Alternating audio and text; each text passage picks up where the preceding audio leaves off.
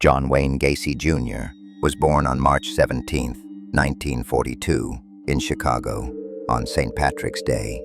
Raised in a Catholic family with Danish and Polish roots, his childhood seemed normal. His mother, Marion, was a kind housewife. His father, John Stanley Gacy, was a machinist and war veteran, but darkness loomed. His father, a harsh alcoholic, beat his wife and mocked his son, calling him dumb or weak. Young John faced cruel punishments, like losing his beloved dog. Gacy's pain went beyond his father's abuse. At 3, a neighbor mistreated him. At 10, a family friend did the same. These events left deep scars. A weak heart kept him from sports. In 1953, a swing accident caused a brain injury, leading to seizures for years. His father called it fake, but his mother saw his suffering. As a teenager, Gacy tried to fit in. He joined the Boy Scouts and made friends, but strange habits emerged. He took women's clothing and wore it, angering his father, who shamed him publicly. Gacy felt drawn to boys but tried dating a girl, only to faint during a close moment. He wasn't popular, but loved teachers' praise. At 18, in 1960, Gacy escaped his father's cruelty, working for a political campaign. His father still insulted him, but gave him a car, expecting repayment. In 1961, Gacy left school and moved to Las Vegas. He worked in an ambulance service, then a morgue. For 3 months, he watched autopsies and acted strangely, leading to his firing after inappropriate behavior. Shaken, he returned to Chicago. In Chicago, Gacy graduated from business college in 1963 and worked for a shoe company. In 1964, he moved to Springfield, married Marilyn Myers, and managed 3 KFC restaurants in Waterloo, Iowa, owned by her father. Earning big money, he joined the Democratic Party and a local group, but in his basement club, he began troubling actions, offering boys alcohol and making advances, calling it a test.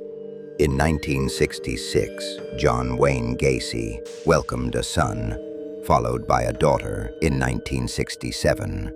That year, his father, impressed by his success, apologized. "Son, I was wrong." But Gacy's darker impulses grew.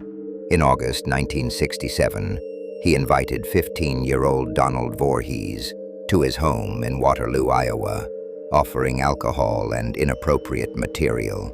He pressured Voorhees into harmful behavior, calling it an experiment. Gacy paid him to keep quiet. Others, like Edward Lynch, faced similar mistreatment. His charm concealed a dangerous nature until Voorhees told his father in March 1968. Police arrested Gacy on serious charges tied to Voorhees and a confrontation with Edward Lynch.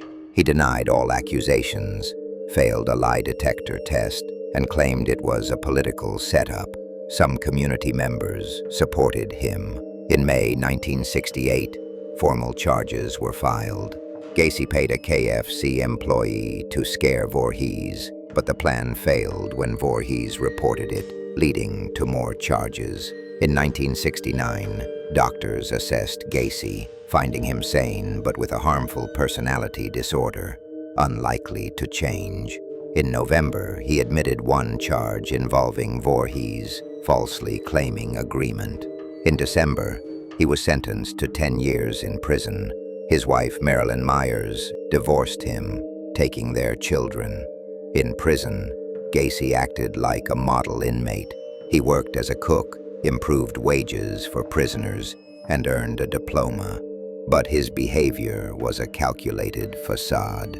After just 18 months of a 10-year sentence, he was paroled in June 1970.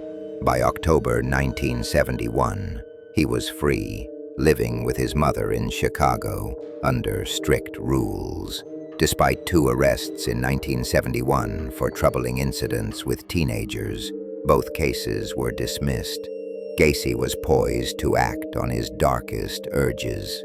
From 1972 to 1978, John Wayne Gacy caused the deaths of 33 young men and boys. He drew them to his Chicago home with job offers from his construction business, drinks, or a fake police badge, posing as an officer. His trick with handcuffs seemed playful, but turned dangerous, trapping victims. Once defenseless, they faced severe harm. Gacy ended their lives with a rope, often between 3 and 6 a.m. He hid 29 bodies in his basement crawl space, placing them near pipes and walls. 4 were left in the Des Plaines River, 75 miles away. His first victim, Timothy Jack McCoy, died in January 1972 after a misunderstanding where Gacy thought the 16-year-old posed a threat. Others, like John Butkovich, who asked for unpaid wages, and Robert Peast, a 15-year-old seeking work, fell into his trap. On December 11, 1978, 15-year-old Robert Peast vanished after meeting Gacy to discuss a job. Detective Joseph Kozenjak investigated, uncovering Gacy's criminal past. A search of Gacy's home revealed suspicious items, a police badge, handcuffs, and a receipt linked to Peast. A second search on December 21st found human remains in the basement crawl space. Gacy confessed to 30 murders, showing police where he dumped bodies in the Des Plaines River. In 1980, Gacy faced trial in Cook County. He claimed insanity, blaming an alter ego, but prosecutors proved he acted with full awareness.